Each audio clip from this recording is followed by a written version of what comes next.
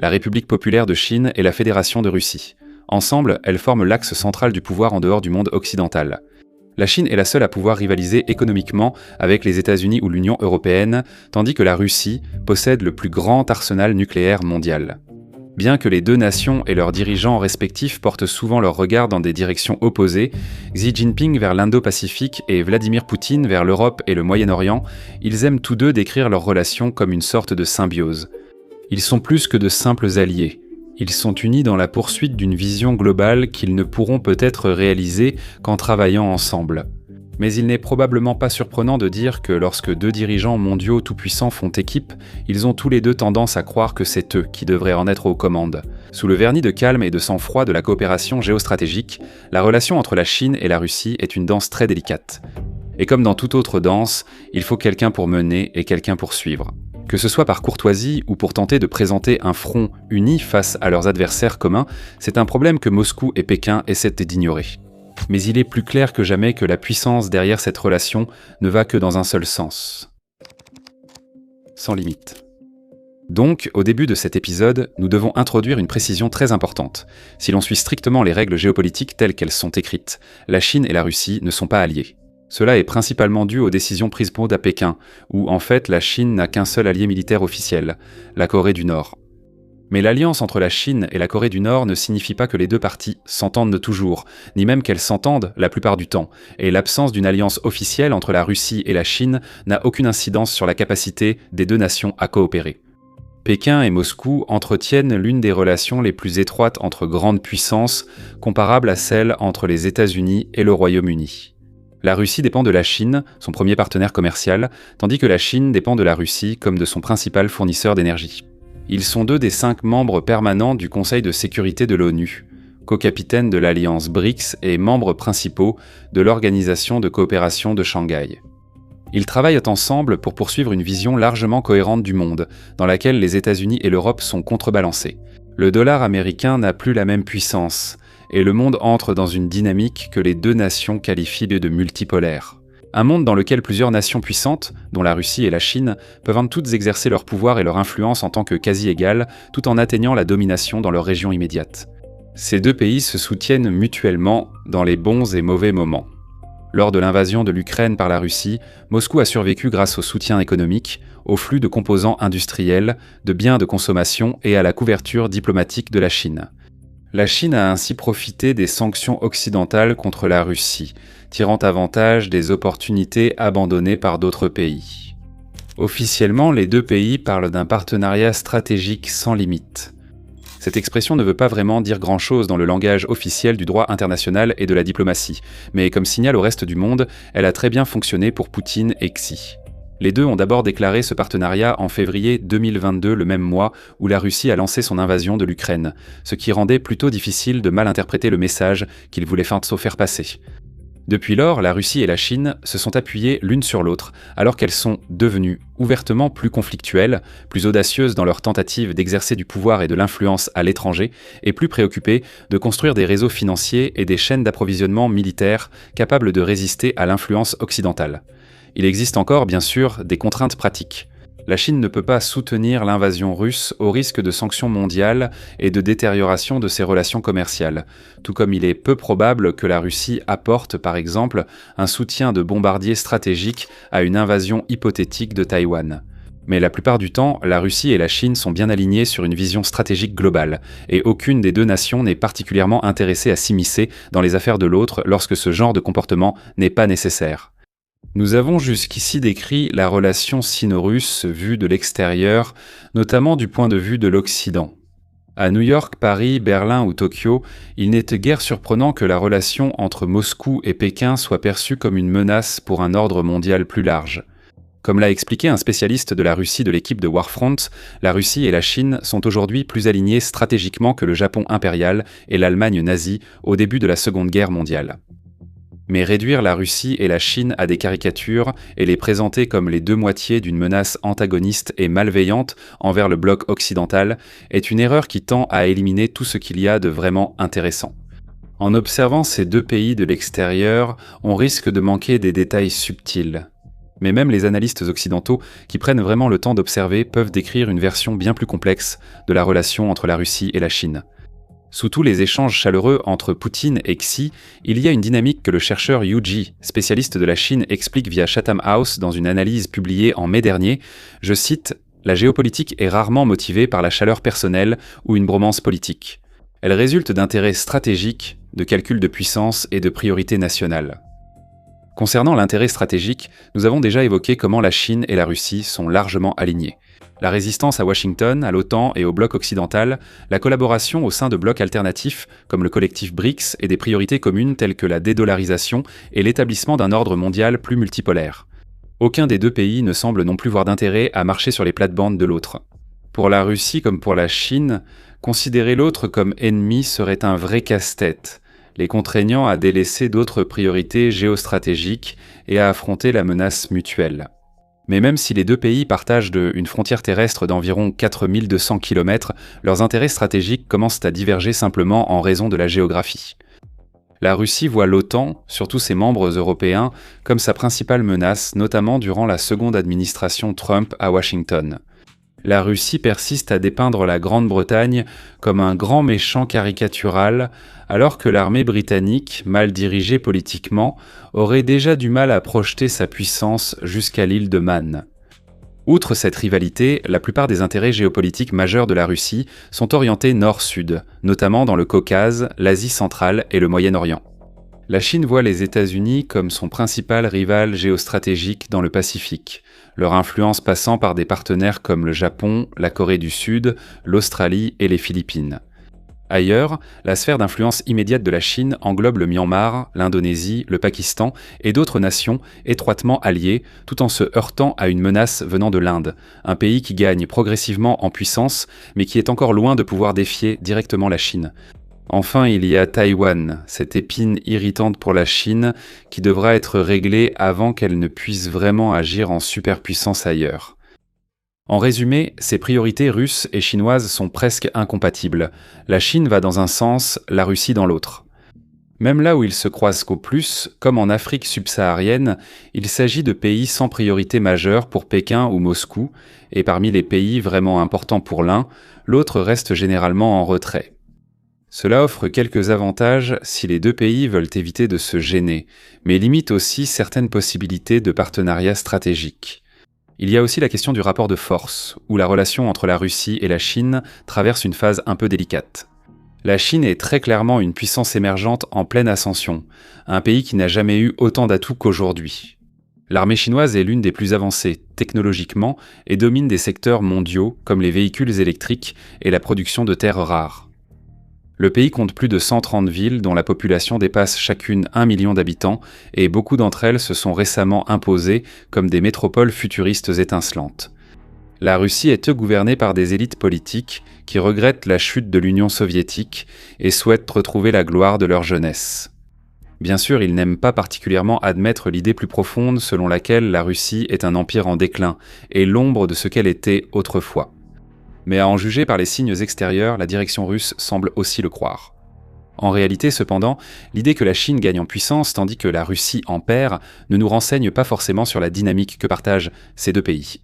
Par exemple, si nous évaluons chaque pays sur une échelle hypothétique de 10 points, et si la Chine passait, disons, de 2 sur 10 à 5 sur 10, mais que la Russie descendait de 10 sur 10 à un 8 sur 10 un peu moins impressionnant. La Russie demeure le principal partenaire, avec une nette avance. Ce qui complique la situation, c'est qu'elle semble descendre dans la même zone de l'échelle de puissance que celle où la Chine est en train de monter. Pour être clair, il ne s'agit pas seulement de la puissance des pays sur le papier, mais aussi de leur influence, de leur réputation et de la liberté laissée par le monde pour exercer leur autorité. La Chine devient une superpuissance, mais garde un souvenir encore très vif de l'époque où elle était largement ignorée. La Russie est en train de devenir un État paria, mais elle sort d'une période de l'histoire où, lorsque Moscou parlait, le reste du monde n'avait d'autre choix que d'écouter. Maintenant, dans un instant, nous allons porter notre attention sur le déséquilibre croissant dans la relation entre la Russie et la Chine. Mais avant d'y arriver, une petite pause pour vous parler de notre site réservé aux abonnés. Frontstocko était notre plateforme pour les histoires que nous ne pouvons pas traiter sur la chaîne principale, un lieu où nous pouvons approfondir et entrer bien plus dans les détails que sur YouTube. Chaque semaine, nous mettons en ligne 2 vidéos exclusives, 2 articles rédigés par des experts et 1 ou 2 podcasts, couvrant tous les conflits et les histoires géopolitiques qui comptent le plus pour vous. Souvent, notre couverture porte sur la Russie et la Chine, mais nous traitons aussi de nombreux sujets concernant l'Iran, le Soudan, le Sahel, l'Europe et d'autres régions. Sans oublier les nombreux conflits mineurs souvent ignorés dans le monde. Tout récemment, nous avons publié une analyse en accès libre sur la façon dont l'armée russe se nuit gravement en mentant et en exagérant ses avancées sur le champ de bataille. Nous offrons aussi des podcasts gratuits chaque semaine, comme une table ronde sur le Moyen-Orient, le conflit près de l'Iran, ainsi que la newsletter bi-hebdomadaire Warfronts Weekly, où nous vous donnons un premier aperçu des sujets émergents suivis par notre équipe. Un abonnement coûte 5$ par mois ou 50 par an. Rendez-vous sur front.co, retour à la vidéo d'aujourd'hui. Il y a toujours un plus gros poisson. Ces dernières années, alors que la guerre en Ukraine tourne mal pour la Russie, la relation russo-chinoise penche davantage en faveur de Pékin. La Chine n'a pas envoyé de troupes ni d'équipements de combat avancés dans le conflit, du moins pas les siens, mais elle a su tirer profit de la guerre de presque toutes les autres façons possibles. Elle a vendu en continu des drones, composants industriels, minéraux, technologies à double usage et divers biens aux 2 camps, pas seulement à la Russie. La Chine a aidé la Russie à contourner les sanctions et acheter la bienveillance du Kremlin, mais cela n'a fait qu'accroître la dépendance russe envers l'économie chinoise. Sur la scène diplomatique, la Chine se présente comme un médiateur, appelant à la retenue et émettant des propositions de paix qui s'alignent généralement sur les intérêts russes. Bien que la Chine n'ait pas envoyé ses propres soldats en Russie et ait pris grand soin de ne pas donner l'impression qu'elle fournirait une aide militaire létale à Moscou, il est peu probable que la Corée du Nord aurait envoyé des milliers de ses propres troupes dans le conflit sans au moins l'approbation tacite de Pékin. D'ailleurs, c'est une allégation que Pékin nie fermement, donc vous savez, à vous d'en tirer vos propres conclusions. Début juillet, Reuters a révélé que des centaines de soldats russes se sont rendus en Chine pour une formation militaire secrète en 2025 censée porter sur la protection contre les armes de destruction massive. La Chine a aussi fermement nié ces allégations. En revanche, la Russie n'a pas vraiment été en mesure de rendre l'appareil d'une manière qui montrerait à Pékin et au reste du monde qu'il s'agit toujours d'une relation d'égal à égal. En fait, si vous êtes vraiment cynique, vous pourriez dire que la Chine profite de cette guerre tout en aidant à faire en sorte qu'elle se poursuive, contribuant ainsi à préserver les conditions favorables qui ont apporté des gains aussi importants à Pékin. Si l'on regarde au-delà de la guerre en Ukraine et que l'on s'intéresse au reste de la relation entre la Russie et la Chine, on retrouve sans cesse le même thème central. La Russie semble avoir beaucoup plus besoin de la Chine que la Chine n'a besoin de la Russie. Les partenariats géostratégiques profonds sont toujours définis par un certain niveau d'interdépendance, mais pas nécessairement par l'égalité. Et cette égalité est totalement absente dans la relation entre la Russie et la Chine. Nous avons dit que la Chine est le premier partenaire commercial de la Russie. Mais l'inverse n'est pas vrai. La Russie ne représente que moins de 3% du commerce total chinois. Bien que la Chine dépende de la Russie comme principale source de ses importations d'énergie, son commerce énergétique reste très diversifié, la Russie fournissant moins de 20% de ses importations totales d'énergie. En tenant compte de la production d'énergie chinoise, les importations russes pèsent de bien moins de 5% de la consommation totale d'énergie du pays. Ou prenons la disparité militaire.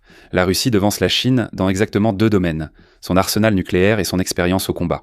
Mais la Chine bénéficie d'un avantage technologique croissant, et elle compte plus de soldats en service actif et de réservistes en temps de paix que la Russie n'en a dans sa 5e année de guerre totale en Ukraine. Malgré ces avantages ici et là, la Russie évolue au fil du temps pour devenir de plus en plus un partenaire subalterne. Tout récemment, le reste du monde a été témoin d'un échange étrange entre la Russie, la Chine et l'un de leurs petits alliés communs, la Biélorussie, qui semblait mettre en évidence le niveau d'influence directe que Pékin a développé sur ses amis à Moscou. En ce moment, le président biélorusse, Alexandre Loukachenko, est dans une situation délicate. Vladimir Poutine veut qu'Alexandre Loukachenko facilite une nouvelle avancée dans le nord de l'Ukraine depuis la Biélorussie, idéalement avec des troupes biélorusses.